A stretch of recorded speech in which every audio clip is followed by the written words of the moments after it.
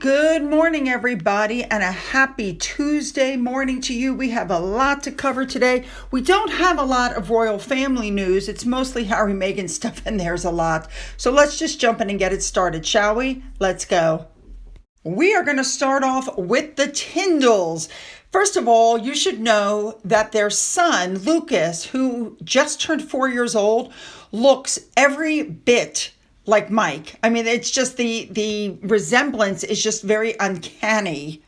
On March 22nd, Zara, Mike, Mia, Lena, and Lucas Tindall, along with Isla Phillips, were seen at the Siren Sister races. The family looked like they were having a great time running around. Yeah, that's what it's all about, family time. Let me just say, in my opinion, they produced some really good-looking kids. That is one gorgeous blonde kid. And a big thank you to Remoulade Sauce for showing us what Zara was wearing. Let's move on. All right, next up, we have Princess Beatrice, who spoke to Vogue magazine about the birth of Athena Elizabeth Rose and the fact that she was coming early. They knew she was going to come early. And the interesting thing is, throughout the entire pregnancy, when she kept saying, I can't travel here and I can't travel there, I remember telling everybody something's going on. Well, there you go. I'm glad the baby was born healthy, although she seems to be so tiny. A big thank you to Remoulade Sauce for showing us what she was wearing during this interview. Let's move on. Next up, on March 21st, the very first Charles III box in Wales was unveiled at 10 a.m. in Welshpool, and it was done by local children and a small crowd. How cool is that? Let's move on now to Princess Katherine. It's literally been a year since we found out that she had cancer, and she issued that groundbreaking and moving video message that she'd been diagnosed and was in the early stages of chemo. Because, let's face it, the world was treating her quite badly. What we have found out since then, there's that kind of stuff either crushes a marriage or it brings them together. I think it's very obvious that in their case, this marriage brought their family even closer together. That's so obvious. All right, let's move on to our Harry Meghan stuff. I wouldn't have believed this if I hadn't seen it myself. A Catholic priest actually had something to say about Meghan's show. Listen to this. So thank God they've ended up herself and her poor deluded noggins of a husband. They do not deserve to be connected like this to somebody who is clearly operating at such a shallow level. So I recommend, I'm done now. I'm done, okay? I'm done. Because who's listening anyway? I recommend that you watch some of this. You could do it for Lent, okay, offered up. You could do it for Lent, okay, because as I said, it's cat.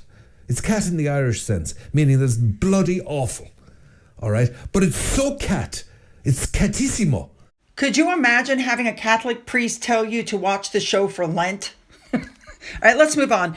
Gwyneth Paltrow put out a video, and they're claiming that it's all about throwing shade at Meghan Markle. She's standing in her kitchen, with a monogrammed cup, and she holds up these Capellos, biscuits that she's making. And you see her making the biscuits, and then she's cooking some eggs and bacon, which I think is exactly what Meghan did. And she's playing with her dog, and she's wearing striped pajamas, and she's kicking her legs around, and everybody went, oh my God. This is exactly all the elements that Meghan had in her show, but come on. So obviously she's throwing some shade at this woman. Did you happen to notice all the curly cues on her goop cup? But she's not the only one, because there is a fitness person who's attached to Goop. Her name is Tracy Anderson, and here's what she said in her video. Hi, I'm Tracy Anderson. Welcome to my actual kitchen. And then you see it, she's making a Green Goddess crunch salad. Goop Kitchen for you. We have this beautiful cruciferous quartet, and she talks about all the different things that are in it that make your skin glow and your gut healthy. She says, the good news is you don't have to do all the chopping for this. All you have to do is go to Goop Kitchen and order the Tracy Anderson Green Goddess Crunch Salad, and the health comes right to your home. And I'm going to pour all of this on here and the whole grain crunchies, and there it is. So pretty. So of course everybody was like, well, the fact that, Megan kept putting these crudité boards out. Well, you knew Megan was going to clap back with something, and all of a sudden Megan put something up on her Instagram, and wouldn't you know, she takes a banana, splits it in half, puts some of her jelly, drops the fruit on it, and drops some oats or something on top, like this is some great invention. And she and her friend cut a piece, knock forks together, put it in their mouths, and declare it's the best thing they've ever had. And everybody's like, really? That's your clap back? This is almost a joke. All right, here we go. This is going to be bad for Harry because we know he's leaving to go to the UK for his court case. And the Heritage Group is saying that Harry should be stopped and questioned at any US border when he returns from wherever he travels, because the drugs that he's claiming he's using, are illegal in the United States. This is a new era of immigration enforcement in the US, and the rules are being strictly enforced by the new US administration. And so in the meantime, they're pushing for a second lawsuit and suggested that if Harry hates Donald Trump so much, he should just go home. Let's not forget that they recently released a bunch of his records. Everything was redacted. He is being treated differently than everybody else. Absolutely. If he'd said, listen, I used drugs or was in on a diplomatic visa, that would be in the DHS files. But what you have now is a judge that says, I don't have everything that I need. So apparently there's a mismatch, a misbit of information. And so the records are being withheld. There are a lot of people who have tried to come into the United States who've had to put up a hell of a fight to get in or to stay in or to get their, privileges reinstated. But yet Harry doesn't seem to have any kind of a problem. So yes, he absolutely is being given special treatment. And all I want to say about all of this is if other people get stopped at the border and questioned, Harry should be no different. All right, let's move on. All right, let's move on now to this whole Netflix thing. Harry and Meghan have been urged to try to keep Netflix on board because remember, their contract is going bye-bye in September. So information has come out now saying that Netflix is offering Harry and Meghan a new contract once their contract ends. I don't think that's accurate. I don't think they're offering Meghan anything. I think they're making an offer to Harry, not for a new contract, but just for a new show. And that show, by the way, is on Princess Diana because the 30th year anniversary of her death is coming up. When you read the article, the way I read it, it sounds like Harry is actually offering Netflix the right to make a documentary on Diana. And we know that if he does that, it's going to be all about Meghan. Because let's face it, Harry and Meghan have absolutely nothing of value to sell on their own. Their only currency has always been the royal family. So since the royal family has completely cut them off and they have nothing else to sell, they're going to drag Diana out again. This is just absolutely the most disgusting thing. This woman has got to be rolling in her grave. Could you imagine the only currency you have for anybody is your dead mother? And Harry is going to spend his entire existence on his mother's memory. There is no interest of Harry at all. Harry is trying to cash in on his dead mother. Harry is so desperate for money, he's even going to sell out his own mother's memory. And I have to tell you, her memory is in the toilet because of him. And people are just so sick of it. The whole thing about, Meghan was so upset after we went to that event because she was on the front page. And I told her, yes, I know, because my mom felt the same way. Archie's, first word was Grammy Diana. Diana, Diana, Diana. This is all the man has. And could you imagine what William is going to think about this? This man who's constantly complaining about media intrusion is going to sell out his mother's memory for money. And then to top it all off, he still thinks that she was murdered by the royal family. So I feel like this whole thing is going to be his conspiracy theory. I got to tell you, I feel really bad for William. Harry isn't the only person who lost a mother. And now the rift between them is so bad. And it's all completely due to Harry. I mean, the way Harry behaves, you would never even know that, Diana had another son. It's pretty obvious at this point that Harry doesn't care about his reputation. There is no line he will not cross. It's all about him, his pseudo-wife/mother, and how much money he can make. And a big thank you, by the way, to Meghan's Towel for this picture. It wasn't going to take long. GB News had something to say, and of course I've edited it down just to the important parts. Listen to this. Netflix deal. Alex, tell us, because we're all very worried about how Prince Harry is going to make any money, but he's got another Netflix deal. I think it's interesting. I mean, they haven't been box office, have they, for Netflix? No. But Prince Harry is apparently been offered a new contract for another documentary which will follow the story of Princess Diana's death. Oh, The Lord. documentary would mark the 30th anniversary of her passing. If you went through what that poor boy went through in 1997... Well, William did. Yeah. William did, and William hasn't turned out like that at all. However, sitting down with a psychiatrist or anything else in front of a TV camera is not the way to handle it. But it's damaging even by the very nature that he can do that and Prince William can't. Well, that's what I was going to say. How is Prince William going to feel about this? His brother, and they clearly don't get on and they've fallen out over a lot of things, his brother is going to sort of justify his Netflix But it can't be any worse than what he said exploiting the memory of his mother. But it can't be any worse than what he said in the book Spare, can it? Well, I hope not. No, I think he just needs to shut up, frankly. You're not helping anyone, Harry.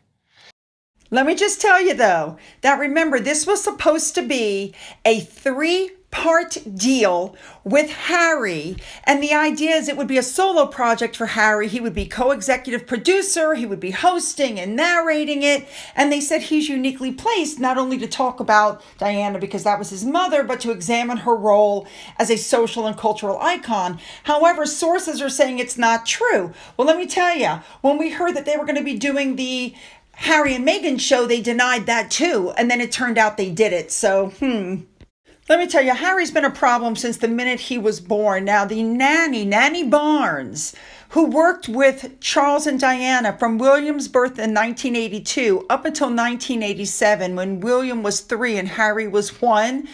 Barbara adored Prince William, it was said, but Harry was a bit more difficult when he was small.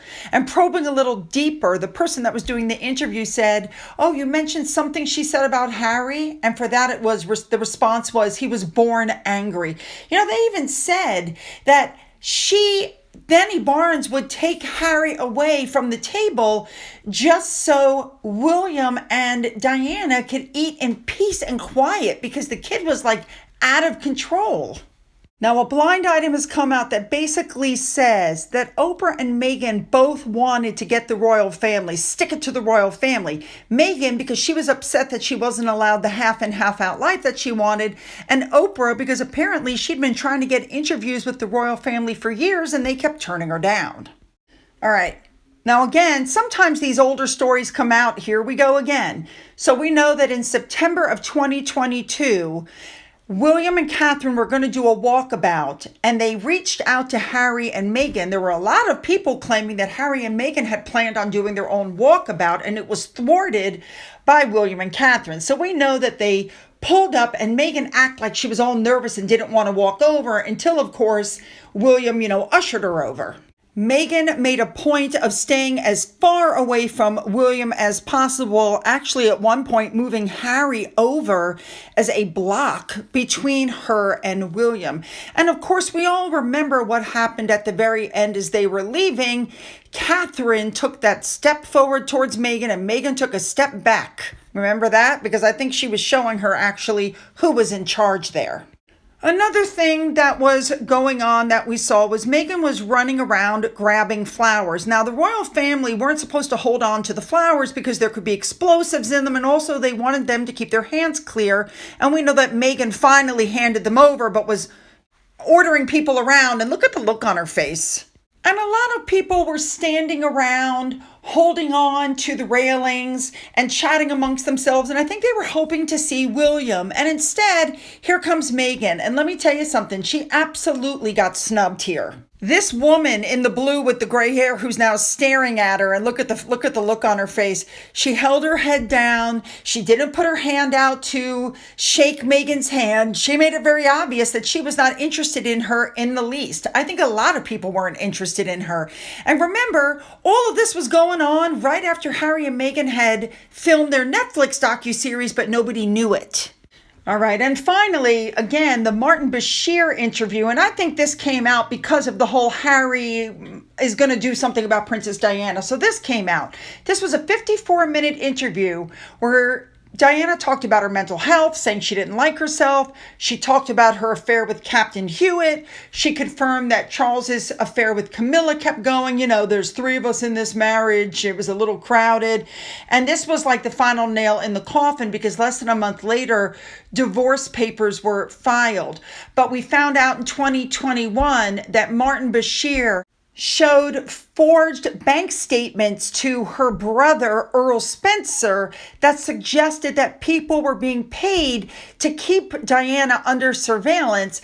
And so because he was worried, Charles then introduced Martin Bashir to Diana. And when questioned by BBC bosses, Bashir denied that he had shown any of the forged documents to anyone. This guy also told Diana that she was being spied on by MI6 or N16, whatever you want to call her. And also he showed her a receipt suggesting that Charles had paid for an abortion for the royal nanny Tiggy Leg Burke, that they had had an affair, which explains why Diana got rid of her so quickly. Now later on, writing in the palace papers, there's no doubt that Martin Bashir exploited Diana, but the princess, they're saying, was completely complicit and satisfied with everything that she said on Panorama. Apparently, she said, "I'm glad I did it. I know the family didn't like it, but I'm glad." Would she have done it had she not been tricked into doing it? I gotta be honest, I don't think she would have. Diana even gave a handwritten note that said, "I consented to the interview on Panorama without any undue pressure, and I have no regrets concerning the matter," and the word "no" was underlined. And of course, in 2021, William gave an address on camera. He was really upset because it was right then that they found out that Diana had been lied to and tricked into giving this interview. Interestingly enough, both brothers got an apology from the BBC, and they promised to never show the interview again or license it to be used again. But we are well aware that Harry and Meghan used snippets of the interview in their Netflix docuseries. I have to say, in my opinion, I don't think Diana thought about William or Harry when she did this interview because William was absolutely devastated. Oh my goodness. All right, you guys, you know what to do. Put those comments down. Make them good. You know I'm reading them. Don't forget to hit the like and the subscribe button and the bell for all notifications. Then go down into the description box where you'll find the link to my Twitter, my Gettr, my Rumble, my email, my Amazon wish list, a link to my father's book, which is up for sale, and a physical address. For those of you who have donated to my coffee fund, thank you so much. And as always, you guys, have a great day.